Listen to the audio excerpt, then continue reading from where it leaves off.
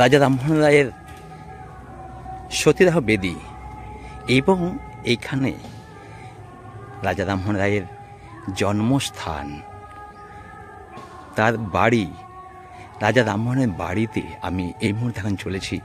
হুগলি জেলাতে রয়েছি এখন রাজা রামমোহন রায়ের একদম তার ভিটে, সেইখানে চলেছি, এগিয়ে চলেছি। আমার সাথে যারা রয়েছেন, হুগলির দেবু রয়েছে, অন্তু রয়েছে, অন্তুর মা প্রেমা, প্রেয়সীর মা আমি রয়েছি।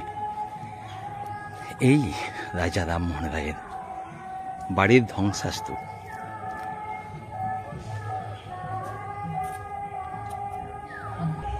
রাজা রামমোহনের বাড়ি রঘুনাথপুর, নাঙ্গলপাড়ার তার মাতৃনিবাস থেকে বিতাড়িত হয়ে 1817 সালে রাজা রামমোহন রায় এই বাড়িটি তৈরি করেন।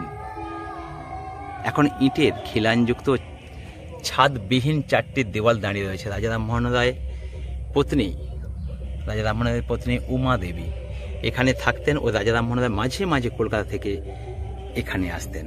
এই সেই বাড়ি, কয়েকটা দেয়াল খালি রয়েছে যেখানে রাজা রামমোহন রায়ের পত্নী উমা দেবী এখানে থাকতেন। আর রাজা রামমোহন রায় কলিকাতার থেকে মাঝে মাঝে এখানে আসতেন, অর্থাৎ তাকে যখন বাড়ি থেকে বিতাড়িত করা হয় তখনই এই রঘুনাথপুরে এখানে বাড়িটি করেছিলেন। তার কিছু ধ্বংসাবশেষ এখনো স্মৃতি হয়ে রয়েছে। আমরা এসেছি, আমরা ধন্য এই পূর্ণভূমিতে। আমরা এখন পায়ে হেঁটে বিচরণ করছি।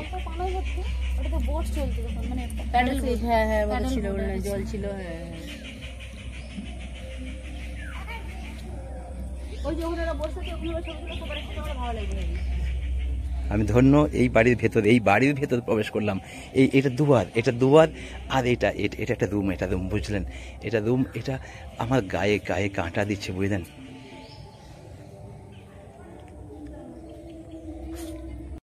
এখানে আমরা রয়েছি, এটা হয়তো এটা একটা রুম ছিল, এটা একটা রুম আর দুয়ার রয়েছে, কয়েকটা দেয়াল খালি রয়েছে। আমার দেখছেন শরীর থেকে লোমকূপগুলো সত্যি যেন কাঁটা দিয়ে উঠছে। এখানে রাজা রামমোহন রায়ের স্ত্রী উমা দেবী এখানে থাকতেন। রাজা রামমোহন রায়কে যখন বিতাড়িত করে দেওয়া হয়, যখন বাড়ি থেকে বিতাড়িত করে দেওয়া হয়, তখন তিনি এই রঘুনাথপুরে এখানে একটি বাড়ি করেছিলেন। আর সেই বাড়ির কিছুটা দেয়াল কিছু রয়েছে, সেখানে আমি এখন বিচরণ করছি, মানে পায়ে হেঁটে একটু ঘুরছি একটু। আর অবশ্যই আপনার যদি এই রাজা রামমোহন রায়ের এই ধ্বংসাবশেষ দেখার ইচ্ছে হয়, রাজা রামমোহনের বাড়িতে আসার ইচ্ছে হয়, অবশ্যই কিন্তু আসবেন। কিন্তু আমি রাজা রামমোহন রায়ের বাড়িতে দাঁড়িয়ে গর্বিত, আমি ধন্য।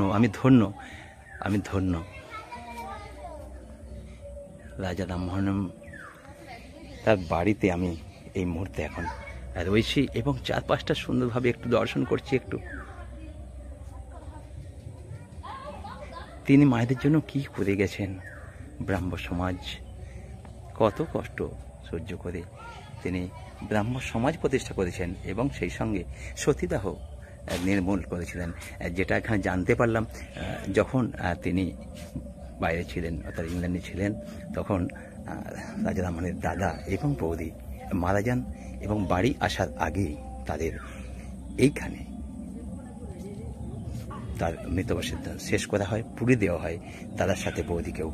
আর সেই দিকেই শপথবেদী একটা রাখাই আছে। শপথবেদীতে তিনি শপথ নিয়েছেন, আর না মায়েদের সুন্দরভাবে বাঁচতে দিতে হবে। সেই জন্য তিনি শপথ নিয়ে সতীদাহ প্রথা একদম উচ্ছেদ করেছিলেন।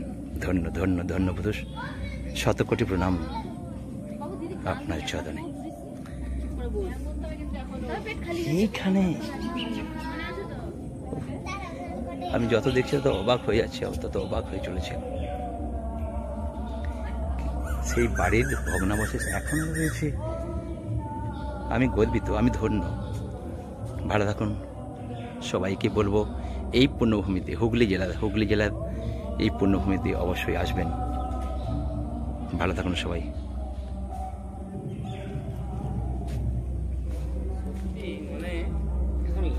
এই জায়গাটা